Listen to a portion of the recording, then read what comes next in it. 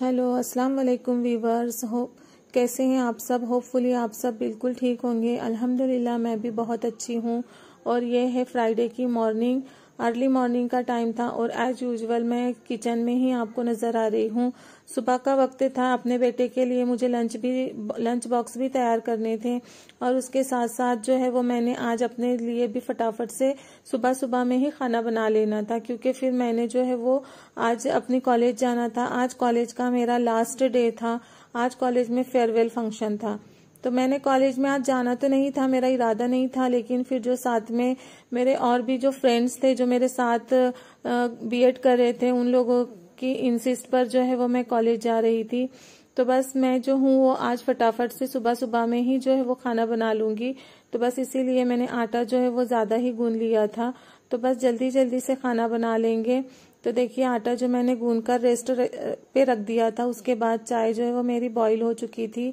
बहुत अच्छे से मैं चाय को जो है वो बॉईल करती हूँ, क्योंकि चाय का जो असल मजा होता है ना वो इसी में आता है कि जब तक कि हम चाय को अच्छा जोश ना आने दे, बहुत अच्छे से उसको पकाए नहीं, तो फिर वो चाय जो है वो बिल्कुल भी मजा नहीं देती। तो मैं चाय के अंदर इलायचियों का फ्लेवर जो है वो जरूर डालती हूँ, या तो फिर जो भी मेरे पास टी का पाउडर होता है मसाला, वो मैं उसमें जरूर डालती हूँ। विदाउट फ्लेवर हम लोग चाय बिल्कुल भी नहीं पीते। तो बस मैं अपने बेटे के लंच बॉक्स में मैंने आज जो है वो ढेपले देना थे, तो मैंने ढेपले का जो आटा था वो रात से ही तैयार कर लिया था। तो मैंने उसके लिए ढेपले जो बना दिए थे, अब मैं उसको पराठा बना दूंगी ताकि वो भी नाश्ता कर ले। फिर नाश्ता वो करेगा, तब तक मैं उसका जो लंच बॉक्स है वो तैयार कर दूंगी।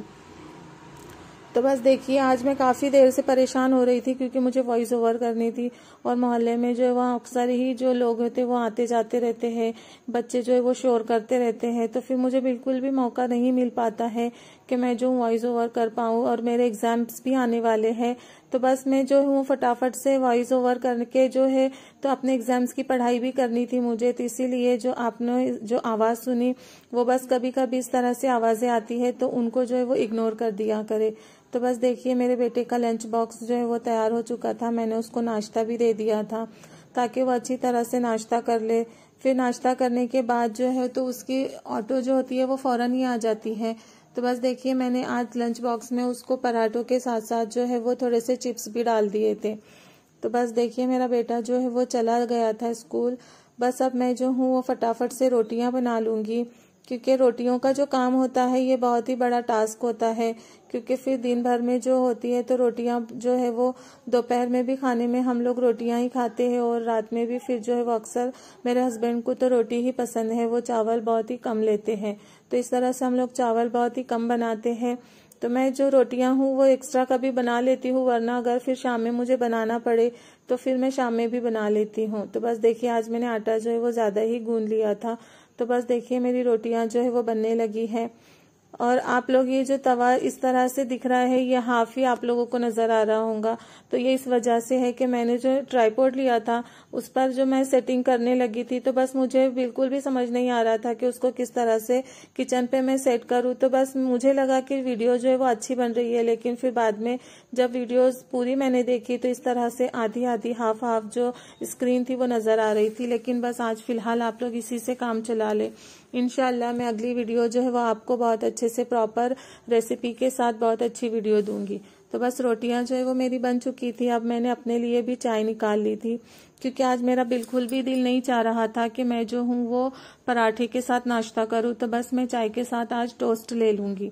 तो बस देखिए मैं नाश्ता कर लूंगी। बस मेरे बच्चे स्टूडेंट्स जो है वो चले गए थे, क्योंकि आज जो उनकी स्कूल होती है वो भी सुबह में जल्दी होती है, उनको भी जो है स्कूल जल्दी जाना होता है।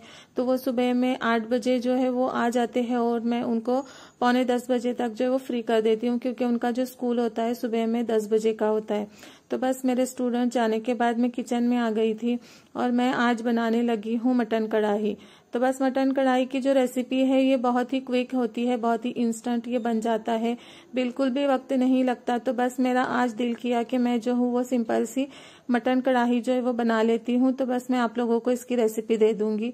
तो बस मटन कढ़ाई बनाने के लिए मैंने हाफ केजी जो है वो मटन लिया था। मटन को वॉश करके मैंने अच्छे से धो के रख दिया था। अब मैंने 2 बड़ी बड़ी प्याज जो है वो चॉप कर ली थी। उसको चॉप करने के बाद मैंने कुकर में तेल डाला।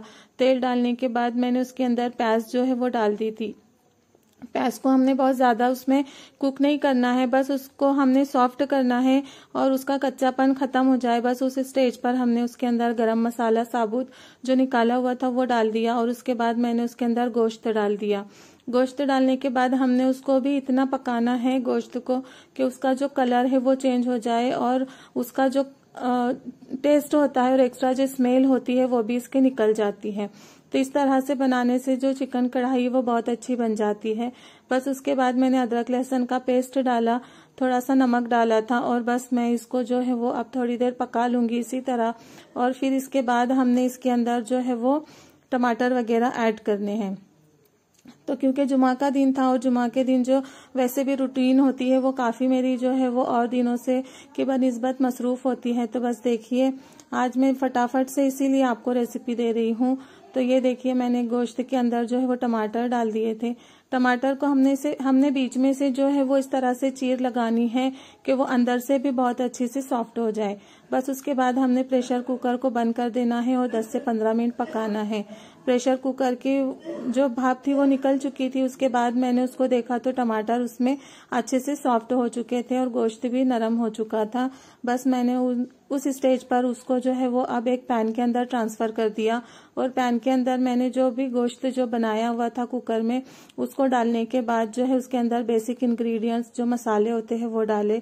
मैंने उसके अंदर काली मिर्च का पाउडर 1 चम्मच लिया था, थोड़ा सा मैंने रेड चिली फ्लेक्स लिया था और कश्मीरी लाल मिर्च और उसी के साथ साथ मैंने कुछ साबुत हरी मिर्चें उसके अंदर ऐड कर दी थी। बस अब इसको हमने थोड़ा पकाना है ताकि ये मसाला जो है वो इसके अंदर अच्छे से मिक्स हो जाए और ऑयल जो है वो ऊपर आने लगे। तो बस इसको पकाना है 10 मिनट और इसके बाद हमने इसके अंदर जो दही था वो मिला दिया। दही मिलाने के बाद मैंने थोड़े से काजू जो है वो पीस कर डाले हैं। अगर आप काजू नहीं डालना चाहते तो आप इसके अंदर जो हमारी क्रीम होती है वो क्रीम भी डाल सकते हैं, पर मुझे क्रीम पसंद नहीं है इसलिए मैंने इसके अंदर काजू डाले थे। और कसूरी मेथी लाजमी इसमें डालना है, मैंने वो क्लिप जो है वो मुझसे मिस हो गई। तो बस आप लोगों ने देखा कि बहुत ही जल्दी फटाफट से जो हमारी रेसिपी थी वो बनकर तैयार हो चुकी थी। मटन कढ़ाई बिल्कुल रेडी था। अब मैं जल्दी से सर्व करके आपको बताती हूँ। तो बस ये रेसिपी अगर आपको इस तरह अगर समझ में नहीं आई होंगी तो इंशाल्लाह मैं एक दिन फिर से प्रॉपर इसको बहुत अच्छे से जो है वो बनाकर आपके साथ इसकी रेसिपी शेयर करूंगी। तो बस इसको मैं जो हूँ वो अब जो मैंने हरी मिर्च थी उसको कट कर दी थी और अदरक के कुछ मैंने टुकड़े थे उसको डाले थे और इस तरह मैंने इसको सर्व कर दिया था। तो बस हमारी चिकन कढ़ाई बिल्कुल बनकर तैयार हो चुकी थी। आप लोगों को आज की रेसिपी कैसी लगी आपने मुझे फीडबैक ज़रूर देना है। मिलते हैं एक नए व्लॉग में, तब तक के अपना बहुत बहुत ख्याल रखिएगा। अल्लाह हाफिज़ जी, बाय बाय।